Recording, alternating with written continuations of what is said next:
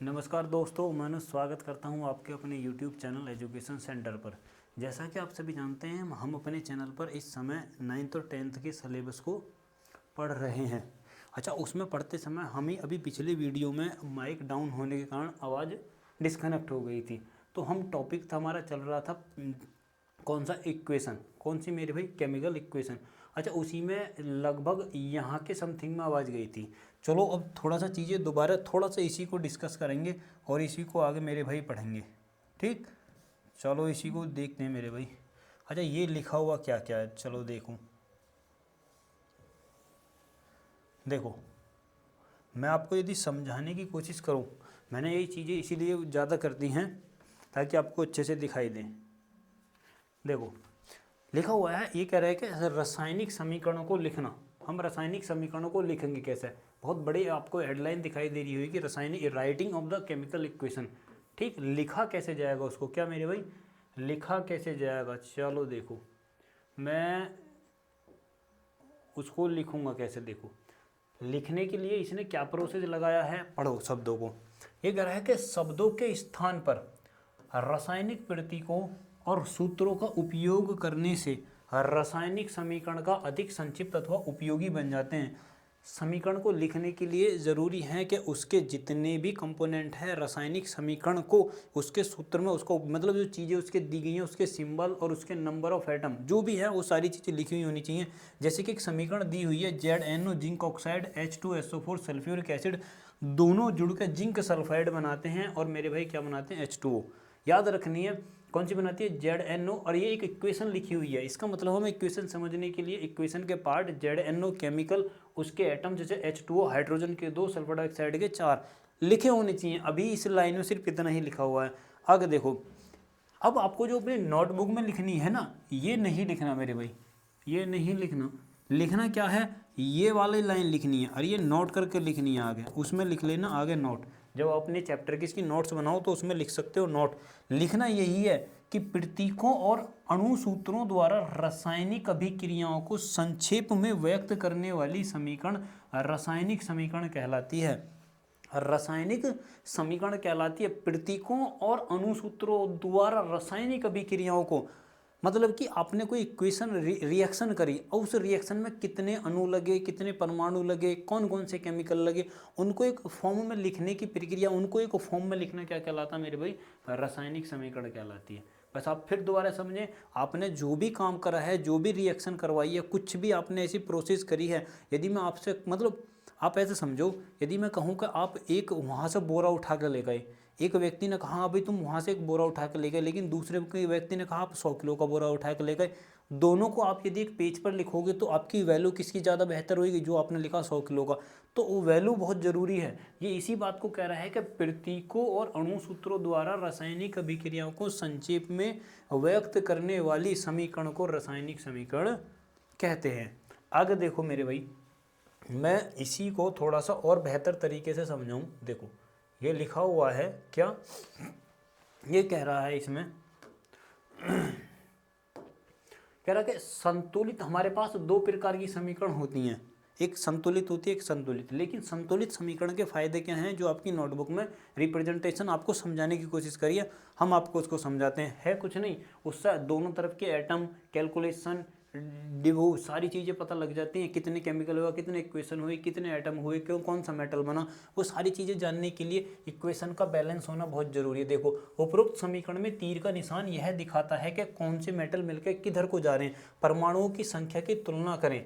ठीक कर, ये कह रहा है कि यदि तुलना कर सकते हो, तीर के निशान दोनों ओर के प्रत्येक तत्व के परमाणुओं की संख्या समान है, इसलिए वह समीकरण संतुलित है। ठीक है, जो तीर का निशान है ये कह रहा है कि दूसरी तरफ, दोनों तरफ आप चेक करके पता कर सकते हो कि मेटल किधर से जुड़े हैं और किधर मेटल कंपाउंड आउटपुट मिली है हमें। दो केमिकल जोड़े, तीर का निशान उधर होएगा जिधर दोनों जुड़कर बने हैं। दूसरी बात इसी में ये कह रहा है कि आप प्रत्येक तत्व के दोनों तरफ संतुलित करके एटम पता कर सकते हो कि उरली तरफ कितने, दूसरी तरफ कितने। अगली इसी में बात लिखी हुई है, किसी भी रासायनिक अभिक्रिया में द्रव्यमान का न तो नवीकरण होता है, न ही उसका विनाश होता है। ये मेरे भाई सबसे मोस्ट इंपॉर्टेंट बात है, सबसे ज़्यादा मोस्ट बात है। ये कह रहा है कि कभी ना तो हम द्रव्यमान का नुकसान कर सकते हैं, आपने बहुत पढ़ा होगा कि हाँ, कि एनर्जी का ना तो लॉस हुआ, ना उत्पन्न करा जा सकता, नहीं कि तुम द्रव्यमान को भी नहीं कर सकते मेरे भाई। द्रव्यमान द्रव्यमान को तोड़कर कम ज़्यादा ऊपर नीचे कर सकते हो। द्रव्यमान भी किसका, ना तो खत्म कर सकते ना ही उत्पन्न कर सकते द्रव्यमान को भी। द्रव्यमान के साथ भी यही है। लेकिन आइंस्टीन की जब इक्वेशन देखोगे ना, E बराबर m×c², तो उसमें द्रव्यमान के लिए भी बात कही गई है। E बराबर ये एनर्जी है, उसको ना तो उत्पन्न करा जा सकता ना ही खत्म करा जा सकता। लेकिन इसके इक्वेशन में ये ध्यान करो, यहाँ m भी है, ये द्रव्यमान को व्यक्त कर रहा। इसी प्रकार द्रव्यमान को ना उत्पन्न करा जा सकता ना ही खत्म करा जा सकता, बल्कि तोड़ मोड़ का या एक दूसरे में ट्रांसफर ही करा जा सकता। इक्वेशन के आगे नोट में लिखना है मेरे भाई, ये तुम्हारी कॉपी में नोट होना चाहिए। 10th क्लास के जितने भी बच्चे हैं मेरे बहन भाई, सभी के में एक नोट होना चाहिए। किसी भी रासायनिक अभिक्रिया में द्रव्यमान का न तो नवीकरण होता है, ना तो द्रव्यमान बनता है, और न ही द्रव्यमान का विनाश होता है। अतः किसी भी रासायनिक अभिक्रिया में उत्पाद तत्वों का जो बने हैं, उत्पाद का मतलब जो बने हैं, कुल द्रव्यमान अभिकारक तत्वों का जिनके द्वारा बने हैं, अभिकारक का मतलब जिनसे बने हैं, उत्पाद का मतलब जो बने हैं तत्वों के कुल द्रव्यमान के बराबर होता है। उसी इक्वेशन को आप क्या बोलेंगे, बैलेंस इक्वेशन बोलेंगे, या फिर संतुलित समीकरण उसको बोला जाता है। आगे देखो, इसी में लिखा हुआ है। अब हमारे पास संतुलित करने के लिए बहुत सारे कुछ इफेक्ट होते हैं। देखो कैसे, एक हम पहले मेथड लगाते हैं, उसको बोलते हैं कंकाली रासायनिक समीकरण, स्केलेटल केमिकल इक्वेशन। ये मतलब एक अनुमान है, ये क्या है, एक अनुमानिक है। मैं फिर बता रहा हूँ, ये कंकाल का मतलब है कंकाल ढांचा तैयार करना। पहले हम इक्वेशन समीकरण का ढांचा तैयार करते हैं। कंकाल का मतलब समझना, जैसे आदमी का ढांचा तैयार करते हैं, इसी प्रकार हम एक समीकरण का भी ढांचा तैयार करते हैं। जैसे हम मान को चलो, देखो इसने एग्जांपल दिया हुआ है मैग्नीशियम प्लस ऑक्साइड। लिखा हुआ क्या है, मैग्नीशियम के तार को ऑक्सीजन में जलाने में मैग्नीशियम ऑक्साइड बनता। यही चीज़ इसने अब रिप्रेजेंटेशन समीकरण के रूप में, देखो ये लिखी हुई है थ्योरी के रूप में। ये भी अपने आप में एक इक्वेशन है, लेकिन ये थ्योरी की इक्वेशन है। ये भी अपने आप में इक्वेशन है, ये जो लिखी हुई है, मैग्नीशियम के तार को ऑक्सीजन में जलाने पर मैग्नीशियम ऑक्साइड मिलता। लेकिन ये थ्योरी के बेस पर है, ये रिप्रेजेंटेशन के बेस पर किस मटेरियल का क्या हुआ है। तो मैग्नीशियम प्लस का ऑक्साइड बराबर क्या बन जाएगा, मैग्नीशियम ऑक्साइड। ये आपको ध्यान रखना है, ये इक्वेशन होगी। अब ये इस बात को कह रहा है, इधर का मास और इधर का मास दोनों बराबर होनी चाहिए, लेकिन मुझे ऐसा दिखाई नहीं दे रहा। ये मैंने एक ढांचा बनाया है, क्या ऐसा कंपलसरी है, मैं इस बात को जानता हूँ तो मैंने बना लिया। ठीक, आगे देखो मेरे भाई, अब मैं यदि इसी बात आगे थोड़ा सा आगे को बढ़ाऊँ, इसी चीज़ को आगे को बढ़ाता हूँ मैं।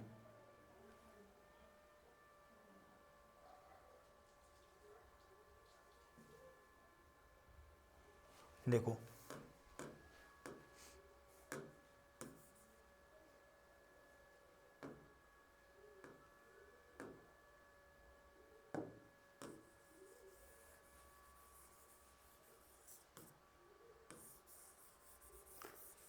मैं अब उसी चीज़ को थोड़ा सा मेरे भाई आगे बढ़ाते हैं, जरा देखो।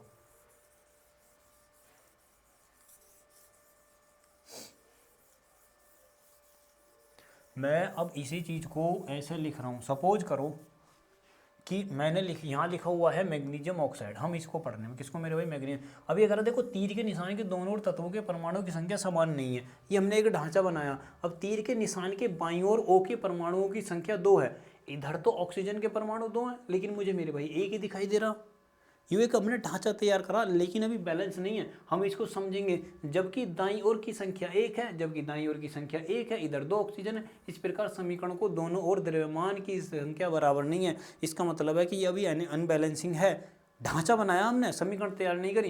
रासायनिक अभिक्रिया के ऐसे समीकरण को कंकाली समीकरण कहा जाता है। यह एक संतुलित नहीं है, लेकिन हमारे पास एक समीकरण का ढांचा है, कंकाल है, जिसको हम देखकर संतुलित करेंगे। अतः वह रासायनिक समीकरण जिसके दोनों पक्षों के प्रत्येक तत्वों की परमाणुओं की संख्या बराबर होती है, संतुलित रासायनिक समीकरण कहलाती है। संतुलित समीकरण का मतलब है कि वह समीकरण जिसके दोनों तरफ तीर के निशान की इधर और तीर के निशान दाएं और बाएं दोनों तरफ परमाणुओं की द्रव्यमान की संख्या बराबर होती है, उसको हम बैलेंसिंग इक्वेशन कहते हैं, संतुलित समीकरण कहते हैं। आपकी नोटबुक में लिखा होना चाहिए बैलेंसिंग इक्वेशन वह समीकरण या वह रासायनिक समीकरण जिसके दोनों पक्षों के तत्वों का द्रव्यमान संख्या, द्रव्यमान क्या होता, समान होता, संतुलित समीकरण कहलाती है। अच्छा, अब देखो हम इसको बैलेंस करेंगे कैसे भाई, ये हमें बैलेंस भी करनी होगी। क्यों भाई, ऐसा थोड़ी है यूं ही छोड़ देंगे। अब इसको हमें बैलेंस करना, यही स्केलेटल क्या करनी है हमें मेरे भैया, अब सुधारनी है। देखो कैसे सुधारेंगे इसको, आपकी किताब की थ्योरी के अनुसार बता रहा हूँ। मैं यहाँ पर 10-12 समीकरण लिखकर बैलेंस कर सकता हूँ, लेकिन उसका कोई फायदा नहीं है, क्योंकि पढ़ोगे तुम अपनी किताब से ही। ठीक, आगे देखो मेरे भाई। अब अच्छा जरा देखो, इसने लिखा हुआ है कि उपरोक्त समीकरण में क्या काम करेंगे हम, 2 मैग्नीशियम के ऑक्साइड लो, 2 मैग्नीशियम के कण लो और ऑक्सीजन मेरे पास है ही, तो मैं इसे लिख सकता हूँ 2MgO। कभी भी याद आपको यह रखना है, उपरोक्त समीकरण में देखो ऑक्सीजन के परमाणुओं के लिए उत्पाद 2 से गुणा करते हैं MgO में, तथा परमाणु में 2 गुणों के तीर के निशान MgO के 2 तरफ गुणा कर देते हैं, बात खत्म। इसमें नहीं है कुछ भी। इसमें तुम्हें ये ध्यान रखना है, जो तुमने यहाँ पर 2 की गुणा करी है, 2 मेटल बने हैं MgO के, ये दोनों ही हैं मैग्नीशियम के। इसने M के साथ भी मल्टीप्लाई करी है और G के साथ भी मल्टीप्लाई करी है, लेकिन यहाँ O के साथ ही मल्टीप्लाई करी है। तो मेरे भाई यहाँ 2 ऑक्सीजन के, 2 मैग्नीशियम के, 2 हो गए ना, तो ये टोटल हो गए। तो मैं इसे लिख सकता हूँ 2 ऐसे, 2 मैग्नीशियम के और 2 ऑक्सीजन के। कभी भी आप जब ऐसे लिख सकते हो तो ऑक्सीजन को ऐसे भी लिखा जा सकता, लेकिन मैग्नीशियम में मेरे पास 2 पार्टिकल हैं, ऑक्सीजन के भी 2 पार्टिकल हैं। तो ये मेरे पास देखो 2 इसके हो गए, 2 इसके हो गए, 4 हो गए, ये भी 4 हो गए, क्योंकि 2 मैग्नीशियम के हो गए और 2 ऑक्सीजन के हो गए, दोनों जुड़ के 4 हो गए। इधर की द्रव्यमान संख्या इधर की द्रव्यमान संख्या बराबर होगी। इसको बोलते हैं मेरे भाई बैलेंसिंग समीकरण, इसको बोलते हैं मेरे भाई बैलेंस इक्वेशन। क्या बोलते हैं इसको मेरे भाई, बैलेंस इक्वेशन बोलते हैं। देखो जरा इसको देखो,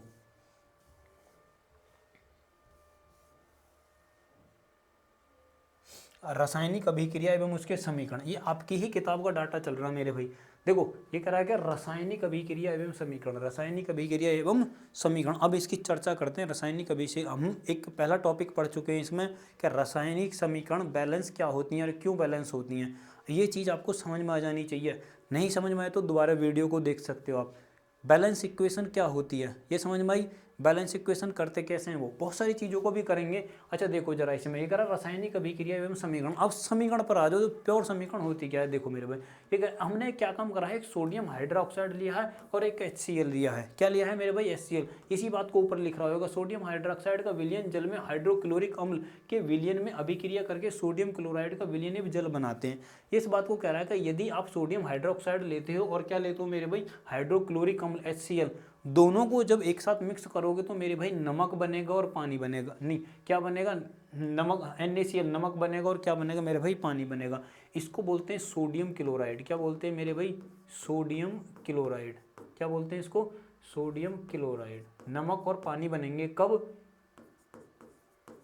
और ये मेरे भाई क्या बनता है, पानी। आपको याद रखना सोडियम क्लोराइड और पानी कब बनते हैं, जब सोडियम हाइड्रोक्साइड के विलयन को सोडियम हाइड्रोक्लोरिक अम्ल HCl में डाला जाता। ठीक, अच्छा अब ये बात कह रहा है कि तीर के निशान के दोनों और प्रत्येक तत्वों की संख्या समान है, इसीलिए समीकरण स्वयं बैलेंस है। हमें इसमें बैलेंस करने की जरूरत नहीं है।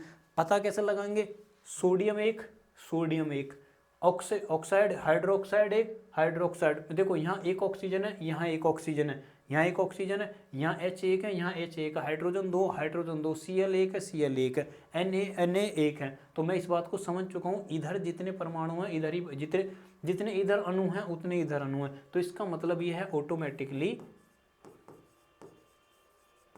ऑटोमेटिक क्या है मेरे भाई, बैलेंस है। हम इसको बैलेंस नहीं करेंगे, बैलेंस है ही हमारे पास।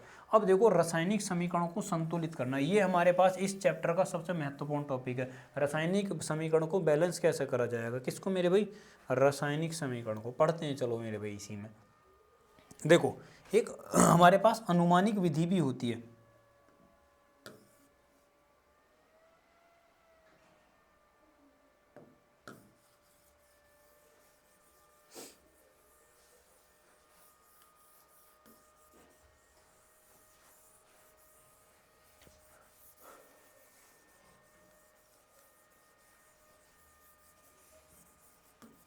देखो एक विधि होती है जिसको पढ़ते हैं हम अनुमानिक विधि, जिसको बोलते हैं मेरे भाई क्या, अनुमानिक विधि। क्या बोलते हैं जिसको, अनुमानिक विधि।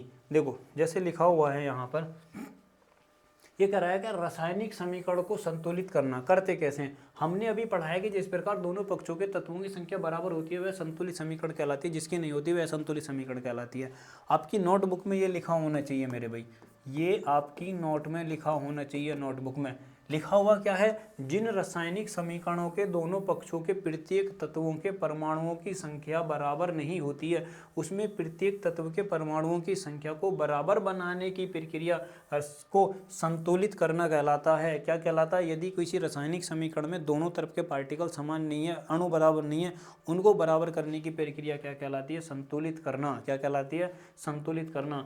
चलो अब एक विधि होती है जिसको बोलते हैं हम अनुमान विधि। क्या बोलते हैं जिसको, अनुमान। पहले अनुमान लगाया जाता, फिर पार्टिकल गने जाते हैं, तब देखा जाता समीकरण संतुलित है या नहीं है। उसी के ऊपर चर्चा करते हैं मेरे भाई। चलो अब आगे देखते हैं। अगला देखो इसी में, ये हमारे पास है अनुमानिक विधि का पहला एग्जाम्पल। देखो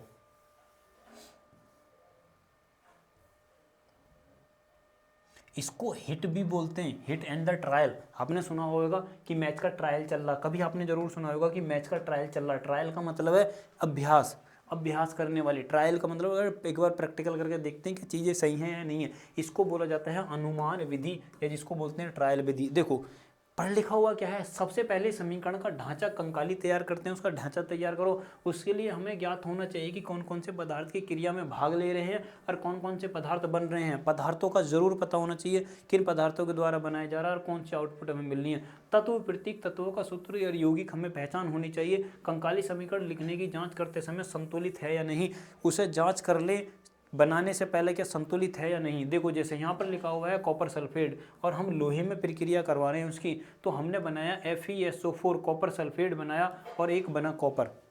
अब हम इसको सबसे पहले एक चीज़ एग्जाम्पल देखेंगे, क्या समीकरण बैलेंस है। बैलेंस है तो छोड़ दो, नहीं है तो फिर करो। Copper copper, sulphur oxide sulphur four oxide, FeSO4 balance है, करने की जरूरत नहीं है। NH3HCl NH3HCl H3H1 H3H1 H4 N और HCl समीकरण बैलेंस है, बात खत्म। बस इतना ही आपको जानना है। समीकरण बैलेंस है तो आपको बैलेंस करने की जरूरत नहीं है। अच्छा, उपरोक्त दोनों पक्षों में प्रत्येक तत्वों की परमाणु संख्या समान है तो दोनों समीकरण संतुलित है। हमने भी आपको यही बात बताई है और यही आपकी नोटबुक में लिखी हुई है। अब आगे चलते हैं असंतुलित समीकरण पर। अब ये चर्चा करेगा किसकी मेरे भाई, असंतुलित समीकरण की। उसको संतुलित करने के लिए पहला ढांचा तैयार। अब मैं इसी समीकरण को भी चेंज कर सकता हूं। देखो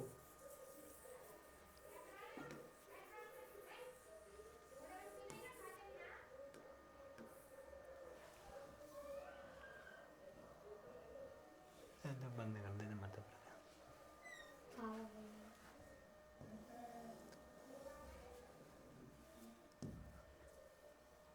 देखो भाई एक समीकरण लिखी हुई है यहाँ पर, पहले हम एक एग्जाम्पल लेकर चलेंगे इसी का। पहले क्या लेकर चलेंगे मेरे भाई, एग्जाम्पल लेकर चलेंगे। देखो एक संख्यात्मक उदाहरण लेकर चलेंगे। कौन सा मेरे भाई, संख्यात्मक उदाहरण दे रखा है इसने। पहले जरा ध्यान से समझना, ये चीज़ें बहुत जरूरी है मेरे भाई। जैसे अब देखो हमने थोड़ी देर पहले दोनों समीकरण जो ली थी वो बैलेंस ली थी। अब मैं अनबैलेंस भी कर सकता हूँ। जब चैप्टर खत्म हो जाएगा ना तब इस चीज़ को दिखाऊंगा मैं तुम्हें। बैलेंसिंग लो, फिर पहले अनबैलेंसिंग लो, फिर उसको बैलेंस करो। कैसे, अपने द्वारा से इक्वेशन देंगे। फिर हम ये कह रहा है कि अब कैल्शियम कार्बोनेट को हाइड्रोक्लोरिक अम्ल, आपको पता होना चाहिए हाइड्रोक्लोरिक अम्ल को किससे दिखाते हैं, किससे, CHCl से। कैल्शियम कार्बोनेट को किससे दिखाते हैं, CaCO3 से। ये आपका रटा हुआ होना चाहिए, CaCO3 calcium carbonate, CaCO3 calcium carbonate. आपकी नोटबुक में एक दो पर्चे होने चाहिए जिस पर सारे सूत्र हिंदी में किसको क्या बोलते हैं और उनको इंग्लिश में प्रारूप में लिखा होना चाहिए। केमिस्ट्री के में CaCO3 कैल्शियम कार्बोनेट, Ca बनता है कैल्शियम, कार्बोनेट बनता CO3, CaCO3 calcium carbonate. C है ये मेरे पास कैल्शियम है और ये है CO3 कार्बोनेट। कैल्शियम कार्बोनेट को जब HCl के साथ मिलाते हैं तो इसने बनाया कैल्शियम क्लोराइड और CO2 और मेरे भाई H2O। कुछ गड़बड़ सी लग रही है, चेक करो संतुलित है या नहीं। संतुलित चेक करने के लिए कैल्शियम के कितने कंपोनेंट हैं, एक ये रहा। कैल्शियम कार्बोनेट का नाम है, कैल्शियम कार्बोनेट के कितने हैं, 3। देखो C मेरे पास कितने हो गए, मैंने क्या काम करा, कैल्शियम यहाँ पर लिया। O ऑक्सीजन कितनी है मेरे पास, ऑक्सीजन 3 है, 2 और 1 3। ठीक, एक मेरे पास ये कैल्शियम का है, एक ये मेरे पास हो गया HCl। अच्छा अब जरा ध्यान करो, H यहाँ पर है लेकिन यहाँ पर कहीं दिखाई दे रहा है आपको H, बिल्कुल दिखाई दे रहा है H। यहाँ पर H2O है, H2O है। यहाँ ऑक्सीजन 2 है मेरे भाई, यहाँ ऑक्सीजन सिंगल है। जरा यहाँ ध्यान करो, ऑक्सीजन एक ही नहीं है, एक मेरे पास हाइड्रोजन, मैं हाइड्रोजन की बात कर रहा हूँ, वहाँ हाइड्रोजन की सिंगल है, यहाँ हाइड्रोजन डबल है। अच्छा जरा एक चीज़ ध्यान करो, यहाँ पर ऑक्सीजन 3 बॉन्ड है, यहाँ पर ऑक्सीजन के 3 परमाणु होने चाहिए, 1 2 3। ये तो चीज़ें क्लियर है, लेकिन मेरे भाई ऑक्सीजन के साथ डिफेक्ट है। किसके साथ, ऑक्सीजन के साथ। अच्छा अब जरा चीज़ों की कैलकुलेशन करते हैं। अब देखते हैं, देखो आपकी क्वेश्चन में किताब में क्या लिखा हुआ, समीकरण को संतुलित बनाने के लिए प्रत्येक तत्व के सूत्र के चारों ओर एक एक बॉक्स बना दीजिए। ये कह रहा है एक एक बॉक्स बना लीजिए। एक बॉक्स इसका बना लो एक बॉक्स इसका बना लो, बॉक्स बना लीजिए ताकि आपको पता रहनी चाहिए, सामने चीज़ें दिखाई देनी चाहिए। संतुलित करने की प्रक्रिया में बॉक्स के अंदर कोई परिवर्तन नहीं करना है, ठीक। बॉक्स के अंदर एज इट इज रटना, ढांचे के प्रत्येक तत्व के परमाणुओं की संख्या को लिख दीजिए। ढांचे के अंदर प्रत्येक तत्व के परमाणुओं की संख्या को लिख दीजिए। CaCO3 HCl कितना, CaCl2 और मेरे पास CO2 और H2। आगे देखो मेरे भाई, इसी में हम बताते हैं आपको। अच्छा, अब आपने लिखा, हाँ ये आपको लिखा होना चाहिए, कैल्शियम के दाएं पक्ष उल्टी तरफ कितने थे, 1, उधर की तरफ है इतना। मैं अभी थोड़ी देर पहले, सबसे पहले मैंने इसी में ये बताई थी, कैल्शियम 1 है, दूसरी तरफ भी 1 है, ऑक्सीजन इधर भी 3 है, ऑक्सीजन इधर भी 3 है, ऑक्सीजन इधर भी 3 है। हाइड्रोजन की गड़बड़ थी, हाइड्रोजन भी 1 था, लेकिन बाएं पक्ष में मेरे भाई क्या था, बाएं पक्ष में हाइड्रोजन इधर 1 था, इधर 2 था। इसमें क्या करा, क्लोरीन इधर 1 था, इधर 2 था। अच्छा, क्लोरीन पर ध्यान नहीं करा हमने, चलो देख लो, क्लोरीन पर 2 कह रहा है, क्लोरीन पर 2 थे, क्लोरीन पर 2, जरा देखो क्लोरीन पर 2। मैं यहाँ से इसको ऐसे भी लिख सकता हूँ ऊपर वाले समीकरण में। सबसे पहले पता आपको क्या करना है, इसे हटाओ। मैं यदि आपको इससे पहले बताऊँ, इतना भी लिखने की आपको ज़रूरत नहीं है, आप इतना भी कर सकते हो। कैल्शियम कितना है यहाँ पर देखो 1, इधर कितना है Ca1, ठीक। कार्बोनेट यहाँ पर कितने हैं 3, ऑक्सीजन नहीं, इसको पीछे करो, पीछे करो इसको, देखो ठीक। इसमें देखो यहाँ कितना है 1, ये कितना है 3, ठीक। यहाँ पर देखो H कितना है 1, कितना है मेरे भाई 1, ठीक। अच्छा, अब जरा देखो, मैं इसको अलग अलग कर सकता हूँ। Ca मेरे पास है, Ca मेरे पास है, यहाँ पर एक है Cl2, C और Cl2। यहाँ पर मुझे कुछ दिखाई दे रहा है, क्लोरीन। देखो क्लोरीन का यहाँ सिंगल है, लेकिन यहाँ क्लोरीन का डबल बॉन्ड है। ध्यान से देखो, यहाँ सिंगल है, यहाँ डबल है। यहाँ पर देखो कितना है, यहाँ CO2 कितना मेरे भाई 1, H2O कितना, यहाँ पर हाइड्रोजन का देख लो, हाइड्रोजन कितने 2, ऑक्सीजन का कितना यहाँ 1। डिफेक्ट, गड़बड़ किसके साथ हुई, गड़बड़ क्लोरीन और किसके साथ हुई, हाइड्रोजन के साथ और क्लोरीन के साथ। इधर क्लोरीन के 2 परमाणु हैं, उधर क्लोरीन का 1 परमाणु है, इधर हाइड्रोजन का 1 परमाणु है, उधर हाइड्रोजन के 2 परमाणु हैं। अब ये हमें बैलेंस करने हैं। सबसे पहले प्रक्रिया आपकी, पहले एक बार थ्योरी पढ़ लेते हैं, थ्योरी किस बात को कह रही है, फिर देखो हम बता दे तुम्हें बैलेंस कैसे करनी है। तो यहाँ तक बात समझ में आ जानी चाहिए आपके, ठीक। देखो मेरे भाई, मैं यदि इसी बात को ऐसे करूँ, ये नु करा के हम देखते हैं कि बाएं पक्ष में हाइड्रोजन और क्लोरीन के, ये मैं आपको बता चुका हूँ परमाणुओं में, जबकि दाएं पक्ष के परमाणुओं में 2-2 हैं, इधर सिंगल है, इधर डबल है। अब हमें करना क्या है, देखो हम इन्हीं कैल्शियम के और हाइड्रोजन के दोनों पक्षों को उठाएंगे। आपको ये लाइन पढ़ने में आनी चाहिए, दोनों पक्षों में प्रत्येक तत्व में परमाणुओं की संख्या बराबर करना। सबसे पहला काम है परमाणुओं की संख्या को बराबर करो। चूंकि कैल्शियम, कार्बन और ऑक्सीजन के परमाणुओं की संख्या दोनों पक्षों में समान है, अतः कैल्शियम कार्बोनेट के तत्वों पर कोई परिवर्तन नहीं करेंगे। ध्यान रखना है, परिवर्तन उसी का करेंगे जिसका परिवर्तन करना है। जो बैलेंस है उसको अनबैलेंस नहीं करना है, जो अनबैलेंस है उसी को बैलेंस करने की कोशिश करनी है। ये कह रहा है कि कैल्शियम, कार्बन, ऑक्सीजन के परमाणुओं की संख्या दोनों पक्षों में समान है, दोनों पक्षों में समान है, अतः कैल्शियम कार्बोनेट के तत्वों में कोई परिवर्तन नहीं करते हैं। कैल्शियम कार्बोनेट CaCO3 में कोई परिवर्तन नहीं करना है, नो चेंज। ये सबसे पहले आपको ध्यान करना है कि किस में चेंज करना है, किस में चेंज नहीं करना। हाइड्रोजन और क्लोरीन के परमाणुओं की संख्या दोनों ओर बराबर करने के लिए 2-2 बाईं तरफ HCl में 2 से गुणा कर देते हैं तथा दोनों पक्षों में हाइड्रोजन के और क्लोरीन के परमाणुओं की संख्या बराबर हो जाती है। क्या कह रहा है, फिर दोबारा सुन लो। हाइड्रोजन और क्लोरीन के परमाणुओं को बराबर करने के लिए दोनों ओर 2-2 की गुणा कर दो, दोनों ओर 2-2 की गुणा कर दो, अतः संतुलित समीकरण निम्नलिखित हो जाती है।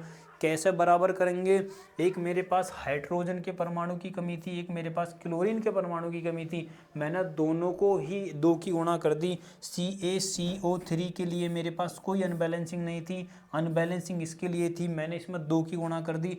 अब जरा चेक करो, 2 की गुणा कर दी, 2 हाइड्रोजन के वो बन गए, 2 क्लोरीन के बन गए, तो CaCO3 CaCl2 पहले भी ऐसी था, लेकिन पहले ये भी था और ये भी था। अब जरा चेक करो, 2 हाइड्रोजन हैं, हाइड्रोजन के 2 बॉन्ड ये रहे, इधर 2 ये रहे, 2 क्लोरीन के हैं, 2 क्लोरीन के हैं, ठीक। समीकरण बैलेंस, कुछ नहीं करना। सबसे पहले समीकरण में चेक करनी है कि समीकरण में इधर के बैलेंस हैं, इधर के पार्टिकल बराबर हैं या नहीं है। फिर देखना इधर यदि ये बैलेंस है तो मुझे इसमें कुछ छेड़खानी नहीं करनी है। ये अनबैलेंसिंग है, इसमें छेड़खानी करनी है। जो बराबर है, जो बिल्कुल अनबैलेंस है, जिसके परमाणु इधर के परमाणु के बराबर में, ध्यान रखना सबसे पहली बात ये, वो छेड़खानी नहीं करनी है। सबसे पहला क्या काम करना, दोनों तरफ के परमाणु चेक करने हैं, फिर देखना कि इनमें से कोई सा ऐसा है जो जिसके परमाणु इधर और इधर दोनों बराबर हैं, वो नहीं करना। फिर ये देखना कि अनबैलेंसिंग कौन सा, फिर उसमें एक बार अनुमान लगाना है कि 2 की गुणा करें, 3 की गुणा करें, तब कहाँ बराबर हो रही है। बस यही आपको समीकरण संतुलित करने का मेथड आ गया। और देखते हैं मेरे भाई, अभी हमारे पास और भी हैं। अच्छा, जरा एक समीकरण ये लिखी हुई है, जरा ध्यान से देखो। अच्छा, ये जो पैराग्राफ है ऐसे ही रहने दो, एक बार में समझ सकते हो। जैसे देखो, क्योंकि हमारे पास इसने लिखा हुआ है MnO2, इसने लिखा MnO2, ठीक, प्लस का लिखा हुआ है HCl, एरो बनाया है। एरो बनाने का मतलब है कि इधर से बना है, इधर अभिकारक है, इधर उत्पाद है। इसने लिखा MnCl2, ठीक, मैग्नीशियम क्लोराइड प्लस का क्लोरीन और प्लस का H2O, क्या लिखा हुआ है, H2O, ठीक। अब जरा चेक करो, इसका कलर चेंज करते हैं। देखो ये लिखा हुआ है मैग्नीशियम, है नहीं। अच्छा, जरा ये देखो, ये लिखा है HCl, ये मैग्नीशियम ऑक्साइड। अब मैं सबसे पहले क्या काम करूंगा, इनको एक बॉक्स में बंद करूंगा। MnO2 सबसे पहली प्रक्रिया, क्योंकि हमें छेड़खानी भी तो देखनी है, किसके साथ करनी है, किसके साथ नहीं करनी, क्यों भाई, ठीक। ये लिखा है मैग्नीशियम क्लोराइड प्लस का Cl2, एक बॉक्स में बंद कर लीजिए ताकि अच्छे से भी लगे और आपको पता भी हो कि हम कर क्या रहे हैं। अब आगे देखो मेरे भाई, मैंने क्या कहा, हमें ये मालूम होनी चाहिए कि हम छेड़खानी किसके साथ करेंगे। देखो Mn मेरे पास यहाँ सिंगल है, मुझे Mn यहाँ कहीं दिखाई दे रहा, एक दिखाई दे रहा, मैं इसको ये एक वैसी प्रक्रिया है, तुम लिखोगे क्या, मुझे यहाँ पर सिंगल दिखाई दिया, मैंने यहाँ पर सिंगल लिख लिया, ये ठीक। मुझे ऑक्सीजन यहाँ पर 2 दिखाई दिए, मुझे ऑक्सीजन वहाँ पर सिंगल दिखाई दिया। यहाँ पर ऑक्सीजन के 2 परमाणु है, इसका मतलब ये एक कहीं ना कहीं खा गया, यहाँ एक परमाणु है, ठीक। यहाँ मुझे हाइड्रोजन सिंगल दिखाई दिया, इसमें गड़बड़ है मेरे भाई, मुझे यहाँ हाइड्रोजन 2 दिखाई दिए, क्यों भाई, दिखाई दे रही है, ये क्लोरीन है, क्लोरीन मुझे यहाँ सिंगल दिखाई दिया, लेकिन मुझे क्लोरीन का तो अलग ही जज्बा दिखाई दे रहा। एक मेरे पास ये है, नहीं, एक मेरे 2 मेरे पास यहाँ पर है और 2 मेरे पास यहाँ पर है, ये तो बहुत ज़्यादा अनबैलेंस है, क्यों भाई, ये तो बहुत ज़्यादा अनबैलेंस है, इधर कुछ है, इधर कुछ है। सबसे पहला काम तो मैं यही करना, बैलेंस करने के लिए पहला पता करना कि कौन से किधर गायब है। अब मुझे यूँ समझ में आनी चाहिए, दूसरा स्टेप ये है MnO2, इसका मतलब है Mn तो मेरे पास है लेकिन O नहीं है, तो इसका मतलब है मुझे इसमें भी बैलेंस करना पड़ेगा, इसमें भी बैलेंस करना पड़ेगा। इसके परमाणु इधर के परमाणु दोनों बराबर नहीं है, ना ही इसके परमाणु इधर के परमाणु के बराबर है। यदि ये बराबर होते तो मैं से छेड़खानी नहीं करता, ये बराबर होते तो मैं से भी छेड़खानी नहीं करता, लेकिन अब दोनों में ही अनबैलेंसिंग है तो मुझे दोनों में ही छेड़खानी करनी पड़ेगी। देखो मेरे भाई, ऐसा भी हो सकता है कि एक कंडीशन ये भी बन सकती है, यदि मैं इसमें गुणा करूं हो सकता है ये इसके बराबर हो जाए, क्योंकि हाइड्रोजन इसमें भी है, हाइड्रोजन उसमें भी, हाइड्रोजन की बॉन्डिंग की गड़बड़ है ना, तो वो इसमें भी बराबर हो सकते हैं। देखो अब अपनी एक बार एक चीज़ देख ली, मैग्नीशियम का बाएं तरफ इधर एक है हमने लिखा, ठीक है, दाएं तरफ कितना, एक है, एक लिखा हुआ। ऑक्सीजन के कितने हैं, 2, देखो ऑक्सीजन के 2 कितने, लेकिन ऑक्सीजन का इधर कितना है, 1, ये रहा ऑक्सीजन का 1। हाइड्रोजन के देख लो कितने, हाइड्रोजन का 1 है, इधर हाइड्रोजन के 2 हैं, इधर हाइड्रोजन के 2 हैं, इधर क्लोरीन का 1 है, इधर क्लोरीन के 4 हैं, 2 ये रे, 2 ये रे और 2 ये रे, ठीक। अब जरा एक बार आपने इस हेडलाइन को पढ़ लीजिए, फिर ये बैलेंस है, बात खत्म। देखो यहाँ ऑक्सीजन और हाइड्रोजन क्लोरीन के परमाणुओं की दोनों तरफ संख्या समान नहीं है, ना तो मेरे भाई ऑक्सीजन समान है, देखो ये समान है, इसको लिख सकते हो, ये समान नहीं है, ये समान नहीं है और ये भी समान नहीं है, ठीक। किसके, ऑक्सीजन, हाइड्रोजन और क्लोरीन। सबसे पहले क्लोरीन के परमाणुओं की संख्या दोनों पक्षों में समान अर्थात 4-4 करने के लिए बाएं पक्ष पर HCl को 4 से गुणा करते हैं, जैसे कि एग्जाम्पल लिखा हुआ है। देखो इसने लिख रखा है क्या मेरे भाई, समीकरण लिखते हैं MnO2, ठीक, प्लस का लिख रहा है 4HCl, कितना लिख रहा, 4HCl, इक्वेशन लिखी हुई है MnCl2 प्लस का Cl2 और प्लस का कितना लिख सकता हूँ मैं मेरे भाई इसको, H2O। अब सवाल चेंज हो गया, इसने लिख दिया, हाँ ये HCl है मेरे भाई, ये HCl है, जरा ध्यान करना क्या है, ये HCl है Mn2। अब जरा चेक करके देखो ये बराबर हुई है या नहीं हुई है। मैंने यहाँ पर लिखा है MnO2, अब मैं इसको ऐसा लिख सकता हूँ मेरे भाई, जरा इसके पार्टिकल चेंज चेक कर सकते हो आप, बिल्कुल चेक कर सकते हैं मेरे भाई। देखो कितने, मैं यहाँ पर लिखा हुआ है Mn1, यहाँ पर लिखा हुआ है Mn1, यहाँ पर ऑक्सीजन लिखे हुए हैं 2, लेकिन मेरे भाई ऑक्सीजन का अभी भी गड़बड़ में है। यहाँ पर ऑक्सीजन 2 लिखे हुए हैं लेकिन ऑक्सीजन अभी भी गड़बड़ में है।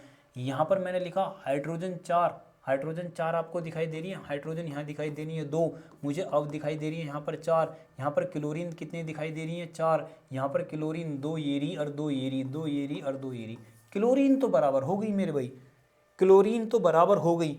अब इसमें कह रहा आ गया Mn और Cl2 के परमाणुओं की संख्या दोनों पक्षों में बराबर है, लेकिन अभी भी बाएं पक्ष में इधर ऑक्सीजन 2 है और जबकि दाएं तरफ ऑक्सीजन 1 है। ये रहा ऑक्सीजन इधर 1 है और इधर ऑक्सीजन 2 है, तो दाईं और H2O बनाने के लिए 2 से गुणा करने पर प्राप्त समीकरण। अब मुझे कन्फ्यूजन हुआ, मैंने क्या काम करा, इधर 2 की गुणा कर दी। समीकरण में क्या काम करा मैंने, MnO2 प्लस का 4HCl प्लस का मैंने क्या काम करा, MnCl2 प्लस का Cl2 और प्लस का 2H2O। अब जरा थोड़ा सा लगा मुझे बैलेंस हो सकती है, चेक करो एक बार और। Mn किधर है, इतना 1, इधर कितने हैं ऑक्सीजन 2, ठीक, hydrogen 4, chlorine 4, Mn single single बराबर हो गया, क्लोरीन क्लोरीन 4 4 पहले ही बराबर हो गए। अब यहाँ पर आ जाओ, देखो यहाँ हाइड्रोजन, जरा ध्यान करो, देखो कभी भी आप इससे गिनोगे ना तो ऐसे गिनना मेरे भाई, 2 दूनी 4, हमेशा ध्यान रखना। H2O इसका मतलब 2 हाइड्रोजन है 2 के साथ, तो यहाँ हाइड्रोजन भी 4 हैं और यहाँ भी हाइड्रोजन 4 है मेरे भाई। अगली कंडीशन में देखो ऑक्सीजन कितने हैं मेरे भाई, यहाँ ऑक्सीजन कितने हैं 2, अब ये ऑक्सीजन भी 2 हो गए क्योंकि 2 की इसमें गुणा करोगे तो ऑक्सीजन के लिए 2 निकल कर आएगा। अब इक्वेशन आपकी बैलेंस होगी, खत्म। तो हम इक्वेशन को कैसे लिखेंगे, यही बैलेंस इक्वेशन हम लिखेंगे, किसको मेरे भाई, इसी बैलेंस इक्वेशन को कैसे लिखते हैं हम जरा देखो।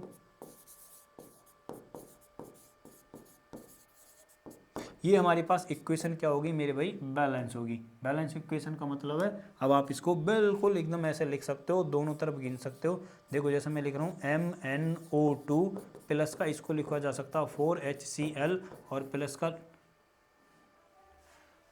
एरो बनाना है इसमें, बीच में क्या बनाना मेरे भाई, एरो बनाना। तो एरो बनाओ, यहाँ पर मैं इसको लिख सकता हूँ MnCl2 प्लस का, इसे मैं लिख सकता हूँ Cl2, ये मैंने अलग अलग लिख दिया ना, तो Cl2 और प्लस का मेरे भाई 2H2O। जरा चेक कर सकते हो, दोनों तरफ इधर भी बराबर हैं और इधर भी बराबर हैं। अब दोनों पक्ष बराबर हैं, लेफ्ट बराबर हो गया राइट के पार्टिकल के, तो इसको बोलेंगे हम बैलेंसिंग इक्वेशन। तो बैलेंसिंग इक्वेशन करनी समझ में आई। सबसे पहला काम क्या है आपका, इक्वेशन चेक करनी है, क्या इधर के अणु और इधर के अणु बराबर हैं। दूसरा क्या है कि कौन सा ऐसा पार्टिकल है जिसके बराबर है, यदि ये तीन केमिकलों से बना है, 4 केमिकलों से बना, 2 से बना, सपोज करके चलो 2 से बना, यदि पहले के कंपोनेंट दूसरी तरफ बराबर है तो पहले में छिड़कानी करने की जरूरत नहीं है, दूसरे के बराबर तो दूसरे में छिड़कानी करने की जरूरत नहीं है, जिसके बराबर हैं दोनों तरफ उसमें छिड़कानी करने की जरूरत नहीं है। फिर आपको देखना है कि बराबर हैं या नहीं है। अब यदि जिसके बराबर नहीं है उसके कंपोनेंटों में अनुमान लगाओगे, 2 की गुणा कर सकते हैं, गुणा और गुणा दोनों तरफ भी कर सकते हो, दाएं भी और बाएं भी। ये भी आपको ध्यान रखना, जरूरी नहीं कि आप एक ही तरफ गुणा करो, दोनों तरफ आपको गुणा कर सकते हो किसी की भी अंक की, लेकिन बशर्ते वो बराबर आना चाहिए। जब बराबर आ जाएगा तब आप उसको बोलोगे कि मेरे भाई समीकरण क्या है, बैलेंस समीकरण है। इसी को बोलते हैं समीकरण बैलेंसिंग मेथड, इसी को बोलते हैं समीकरण बैलेंसिंग मेथड। देखो एक और एग्जाम्पल है आपके पास, बहुत बेहतरीन एग्जाम्पल है, यदि ध्यान से देखोगे तो। ये मेरे भाई उदाहरण है, लेड नाइट्रेट, किसको, लेड नाइट्रेट को गर्म करने पर लेड ऑक्साइड, नाइट्रोजन डाइऑक्साइड तथा ऑक्सीजन बनते हैं। लेड नाइट्रेट को गर्म करने पर लेड नाइट्रेट, देखो ये PbNO3 का होल ट्वाइज है। आपको इक्वेशन के जो मेथड है वो पढ़ने आने चाहिए। होल ट्वाइज जब भी क्या है, इसका मतलब है एक हॉल में किसी सर्किट में बंद है, हॉल का मतलब है होल ट्वाइज, ट्वाइज का मतलब है 2, थ्राइज भी आएगा, फोर्थ भी आएगा। ट्वाइज का मतलब है 2, थ्राइज का मतलब है 3। ये लिखा हुआ पीबी बोलते हैं मेरे भाई लेड को, NO3 बोलते हैं नाइट्रेट को। ये इसके साथ नाइट्रेट लग क्या बनता, PbNO3 का होल ट्वाइज। बार बार सुनो इसको, PbNO3 का होल ट्वाइज, PbNO3 का होल ट्वाइज, इसको बोलते हैं लेड नाइट्रेट। PbNO3 का होल ट्वाइज, इसको बोलते हैं लेड नाइट्रेट को गर्म करने पर लेड ऑक्साइड और नाइट्रोजन डाई, ये है लेड ऑक्साइड ऑक्सीजन का एक कभी भी पार्टिकल किसी के साथ भी, मेटल किसी के साथ भी जुड़ा मिलेगा तो वो हमेशा ऑक्साइड के रूप में बोला जाएगा। किसके रूप में? ऑक्साइड के रूप में बोला जाएगा। इसको बोलते हैं मेरे भाई लेड ऑक्साइड, इसको बोलते हैं नाइट्रोजन डाइऑक्साइड, नाइट्रोजन, और इसको बोलते हैं मेरे भाई ऑक्सीजन। इसको क्या बोलते हैं? ऑक्सीजन। इसको बोलते हैं मेरे भाई ऑक्सीजन। ये नाइट्रोजन होगी, NO है, NO2। अब जरा देखो क्या बना था? नाइट्रोजन बना था और ऑक्सीजन बना था। क्या बना था? ऑक्सीजन। नाइट्रोजन डाइऑक्साइड ना, नाइट्रोजन डाइऑक्साइड बना था। क्या बना था? नाइट्रोजन तो सीधी सिंपल होती है N। नाइट्रोजन डाइऑक्साइड और ऑक्सीजन, नाइट्रोजन डाइऑक्साइड और ऑक्सीजन। अब आगे देखो मेरे भाई, इसी में लेड नाइट्रेट को गर्म करने पर नाइट्रोजन डाइऑक्साइड और तथा ऑक्सीजन बनते हैं। देखो ये कुछ नहीं है इसमें समीकरण में, सबसे पहले हम वही चीज़ अपनाएंगे। क्या चेक करेंगे? देखो इसमें लिखा हुआ PbNO3 का होल ट्वाइस बराबर में इक्वेशन लिख रहा हूँ PbO प्लस का नाइट्रोजन डाइऑक्साइड और प्लस का ऑक्सीजन। इसको भी एक सर्किट में ले लो, इसको भी और इसको भी, और इसको गर्म करने पर कह रहा। अच्छा अब जरा एक चीज़ देखो, मैं इसमें एक चीज़ बड़ी बेहतरीन लिख सकता हूँ। मुझे एक चीज़ यहाँ पर दिखाई दे रही है, Pb के यहाँ कितने बॉन्ड है? Pb के जरा ध्यान देखो, मैं इसको थोड़ा सा ऐसे भी लिख सकता हूँ। मैं इसको थोड़ा सा जूम कर दूँ, शायद आपको दिख जाए।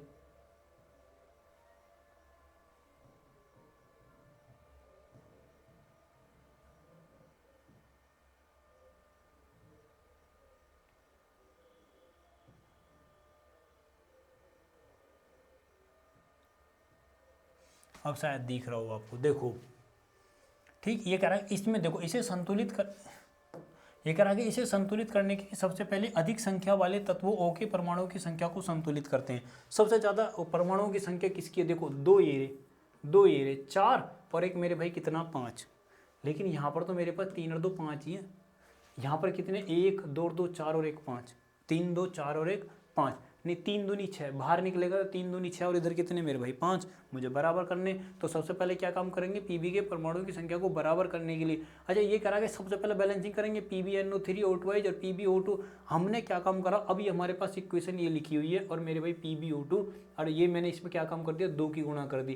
क्यों कर दी? क्योंकि 3 दूनी 6, ऑक्सीजन के कितने बने? 6, तो मेरे पास 2 यहाँ पर है, 2 यहाँ पर और 2 मैंने यहाँ पर बना लिए। नहीं बात समझ में आई? देखो मैं ये ऐसे कह रहा, PbNO3 का होल ट्वाइस बराबर में इसे लिख सकता हूँ 2PbO प्लस का NO2 और UO2। ठीक। अब ये जो लिखा हुआ ना, ये कह रहा है ऑक्सीजन के 6 परमाणु हैं। कितने? ऑक्सीजन के 6 परमाणु। मुझे इधर 5 ही दिखाई दे रहे हैं, 2 इधर। कितने दिखाई दे रहे मेरे भाई? 2 इधर। देखो 2 तो मुझे ये दिखाई दे रहे ऑक्सीजन के, 2 ये दिखाई दे रहे। मुझे इधर एक ही दिखाई दे रहा, मुझे तो दिखाई दे रहे हैं इधर 6, इधर मिल रहे हैं मुझे 5। तो सबसे पहले मैं छेड़खानी नहीं मेरे भाई, मैं इसमें ये कर सकता हूँ, ये मैं अभी 2 गलत बना चुका हूँ। यहाँ पर 2 नहीं आएगा, ये आएगा मेरे भाई कितना? Pb। ये आएगा मेरे भाई कितना? PbO। कितना आएगा? ये PbO। क्या आएगा मेरे भाई? उसमें लिखा हुआ है ये, इसको लिख सकता हूँ मैं PbO। क्या लिख सकता हूँ? PbO। तो ये मेरे भाई PbO मुझे ऑक्सीजन का यहाँ 1 दिखाई दे रहा है, यहाँ 2, यहाँ 2, यहाँ टोटल दिखाई दे रहे 5, इधर दिखाई दे रहे मुझे 6। तो सबसे पहले इसी को बराबर करने की कोशिश कर लो, इसी में 2 की गुणा कर दो, इसी में 2PbO मैं हमेशा कितना कर सकता हूँ? 2 भैया ये कहाँ? देखो मैं इसे लिख सकता हूँ कितना? Pb।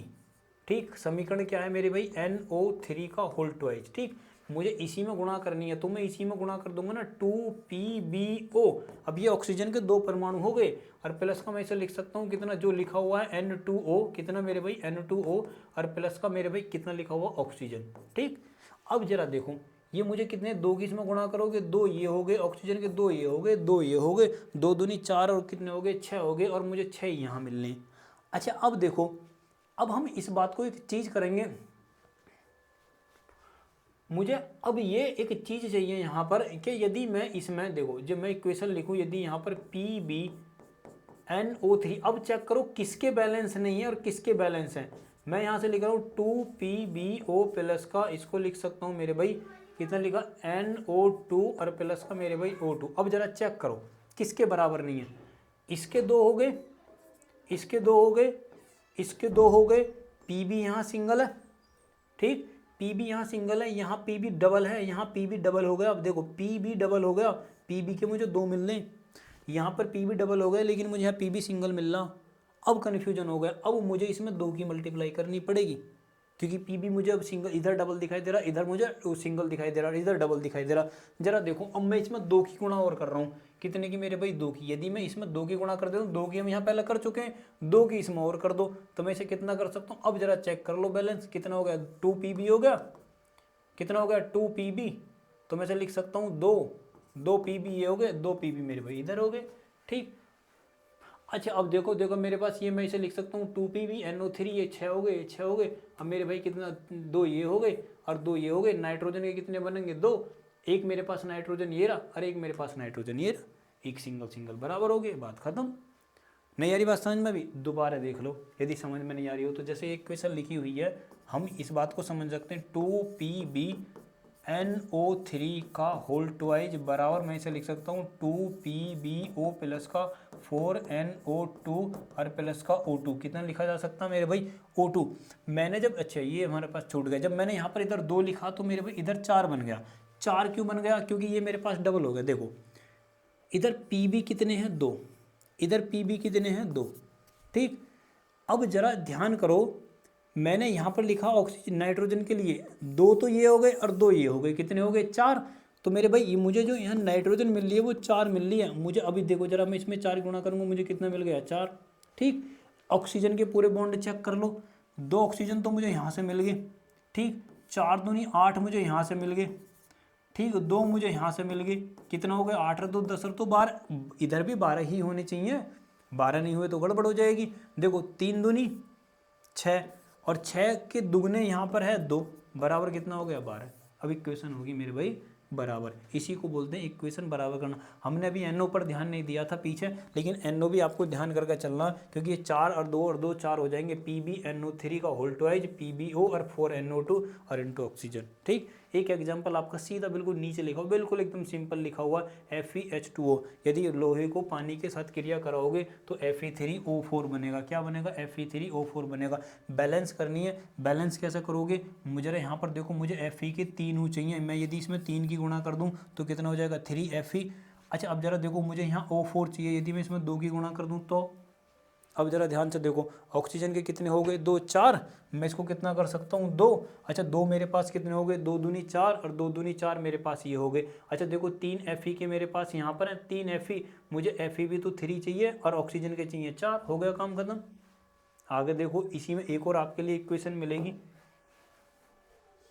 ठीक, 3 का और 4 को उसमें मल्टीप्लाई कर देना, बात खत्म। अब इसी को दोबारा देखो, इसकी जो विधि है, इसने सबसे अधिक परमाणुओं वाला यौगिक Fe3 बाईं ओर लिया है और ये दाईं ओर लिया है। देखो कैसे लिया है, दोबारा देख लो इसको, इसके मेथड के अनुसार तो मैं इसे कह सकता हूँ 3Fe प्लस का मैं इसे कर सकता हूँ H2O। फार्मूला बनेगा कितना Fe3 और O4, कितना बनेगा Fe3 प्लस का O4 और प्लस का H2O। इक्वेशन क्या थी हमारे पास, चेक करो जरा, हमने 2 की गुणा कर दी, ये 4 पर लेके देखो Fe प्लस का H2O, Fe प्लस का H2O, Fe प्लस का H2O। नहीं, दोबारा इसको पीछे बैक लाओ जरा,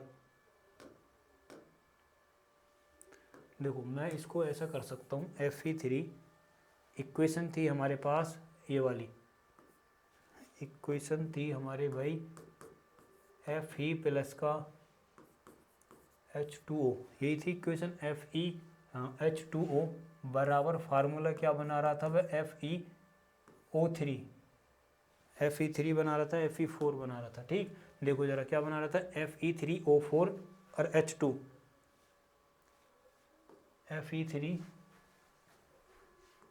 Fe3O4 प्लस का H2, ये इक्वेशन थी हमारे पास। ठीक, मुझे दोनों तरफ बराबर करने हैं। सबसे पहला काम ये देखो, मुझे इधर Fe के 3 चाहिए, मैं इधर 3 की गुणा कर देता हूँ। ठीक, मुझे Fe के 3 मिल रहे हैं, इधर भी 3 मिल रहे हैं, ये मेरे पास कंपलसरी हो गया। लेकिन मुझे 4 इसके चाहिए, ध्यान करो, देखो ऑक्सीजन के लिए मुझे भी 4 एटम चाहिए और हाइड्रोजन के लिए 2 चाहिए। ये हाइड्रोजन के 2 तो मुझे कंपलसरी हैं, लेकिन मेरे भाई ऑक्सीजन के लिए 4 चाहिए। तो मैं भी क्या कर सकता हूँ, कुछ ऐसा करो जिससे कि ये बराबर हो जाए। मैं यदि इसमें यहाँ 4 की गुणा कर दूँ तो इसका रिजल्ट भी देख लो एक बार। यदि मैं इधर 4 की गुणा कर देता हूँ तो मुझे 4 हाइड्रोजन के तो मिलने, देखो मैंने लिखा 3Fe प्लस का 4H2O और बराबर मैंने लिख दिया Fe3 और मैंने लिख दिया O4 और इंटू H2O। लेकिन अभी भी एक गड़बड़ है। क्या गड़बड़ है? हाइड्रोजन मुझे 4 दूनी 8 मिल रहे हैं, लेकिन मुझे हाइड्रोजन यहाँ 2 ही मिल रहे हैं। तो इधर मैं यदि 4 के गुणा कर दूँ कोई दिक्कत है? 4 दूनी 8 बराबर हो गया। अब इक्वेशन को देखो, Fe3 प्लस का मैं कितना कर सकता हूँ 4H2 और इंटू बराबर कितना लिखा जा सकता है Fe3 और इंटू O4 और प्लस का 4H2O, इक्वेशन बराबर। बस इतना ही काम करना आपको। ध्यान रखना है कि कौन सी समीकरण, क्योंकि समीकरण करते समय बहुत सारी चीज़ें छूट जाती हैं, तो ये भी आपको ध्यान रखना है कि किस में मल्टीप्लाई किसकी करनी है और कौन सी बैलेंसिंग करनी है। रासायनिक समीकरण ज्ञात होने वाले तथ्य, ऐसे कौन से तथ्य हैं जिनसे आप ये पता कर सकते हो कि रासायनिक समीकरण संतुलित है या नहीं है। ठीक है, रासायनिक अभिक्रिया में भाग लेने वाले पदार्थों के नाम, उनके प्रतीक अथवा सूत्र, भाग लेने वाले पदार्थों के परमाणुओं की संख्या, ये आपको बताएंगे कि आपकी समीकरण संतुलित है या नहीं है। जैसे कि रासायनिक समीकरण की कमियां क्या होती हैं, रासायनिक समीकरण की कमियां, ठीक है, रासायनिक क्रिया की गति, रासायनिक क्रिया के पूर्ण होने में लगा समय, ये तो बेकार की वो चीज़ें हैं। बस आपको ध्यान रखना कि ये लिख क्या रहा है, एक बार इसको पढ़ लेना मेरे भाई। इन्होंने कह रहा है क्रिया में ऊर्जा का उत्पादन हो सकता है, ऊर्जा या तो बन भी सकते हैं या खत्म भी हो सकती है। क्रिया में प्रयुक्त उत्प्रेरकों का ज्ञान होना चाहिए, कौन सा मेटल बना, कौन सा यूज हुआ। क्रियाओं में प्रकाश ध्वनि उत्पन्न होने की संभावना है, यहाँ गलत लिखा, हो भी सकते हैं, नहीं भी हो सकते, कुछ भी हो सकता है। अच्छा आगे देखो, अब ये भौतिक अवस्थाएं हैं, ये तो होगी हमारे पास केमिकल प्रॉपर्टी, हम केमिकल के आधार पर देख रहे हैं कि परमाणु इधर बराबर है, इधर बराबर नहीं, इधर बराबर नहीं। अब बात करते हैं फिजिकल क्वांटिटी की। फिजिकल क्वांटिटी का मतलब है कि उसके टेम्परेचर में क्या परिवर्तन हुआ, वह टेम्परेचर अपने उसने मास तो कन्वर्ट नहीं कर दिया, मास कितना ट्रांसफ़र हुआ, कितना ट्रांसफ़र नहीं हुआ, उसको बोलते हैं। क्या लिक्विड गैस में बदल गया, क्या गैस लिक्विड में बदल गई, क्या लिक्विड ठोस में बदल गया, ये सब चीज़ें कहलाती हैं भौतिक अवस्थाएं। समीकरण को, दो केमिकलों को मिलाते समय नया उत्पाद बना, उस उत्पाद बनाते समय टेम्परेचर वेरी हुआ, अवस्था परिवर्तन हुई, मेटल परिवर्तन हुआ, नया मेटल बना, मेटल टूटा, इनको बोला जाता है भौतिक अवस्था। इसको समझाएंगे मेरे भाई अगली क्लास में। आज के लिए इतना ही, धन्यवाद, नमस्कार।